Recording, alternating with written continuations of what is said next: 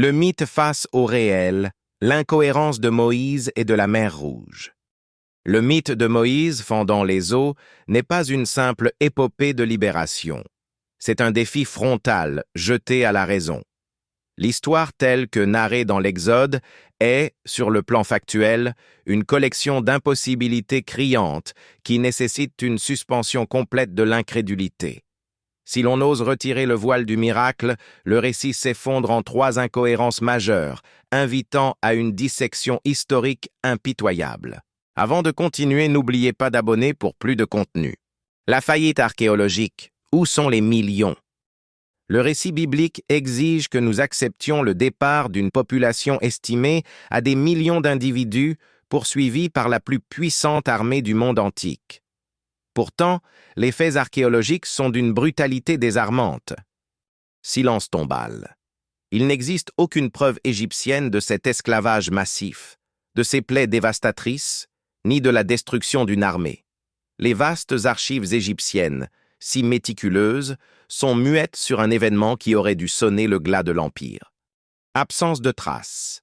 Si des millions de personnes avaient erré 40 ans dans le Sinaï, elles auraient laissé des vestiges considérables.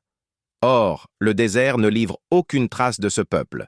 Pas de campement permanent, pas de poterie, pas de cimetière à l'échelle requise. Les vestiges fantômes. Quant à l'armée noyée, où sont les milliers de chars et d'armes coulées? Le fond de la mer Rouge ou du Golfe n'a jamais rendu les corps et les équipements qui attesteraient de cette catastrophe nationale. L'historicité de l'Exode et de la traversée est, pour l'archéologie moderne, un vide absolu. L'impossibilité physique, le défi à la mécanique des fluides. Le miracle du mur d'eau, Exode 14-22, n'est pas seulement surnaturel, il est mécaniquement absurde. La logistique du passage. Le temps de traversée était d'une seule nuit. Calculer le volume d'eau à déplacer pour ouvrir un couloir de plusieurs kilomètres de large, permettre le passage d'une foule immense et maintenir ces murailles liquides debout défie toutes les lois connues de la mécanique des fluides et de la géologie. La contradiction du texte.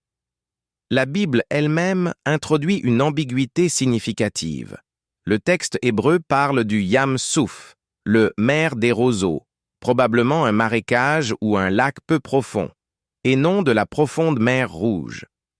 Si l'on accepte cette traduction, le miracle se réduit à un coup de vent fortuit, le fort vent d'est est mentionné, repoussant l'eau d'une lagune peu profonde.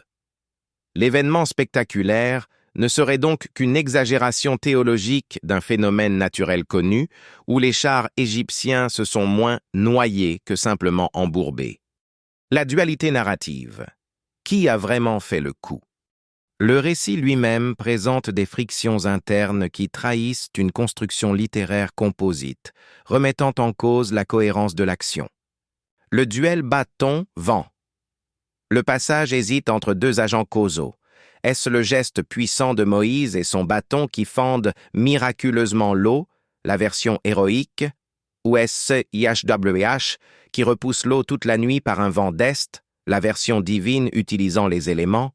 Ce télescopage de causes suggère que le récit a été assemblé à partir de traditions différentes, où l'accent mis sur le miracle pur est venu se superposer à une explication plus naturelle. La conclusion est farouche.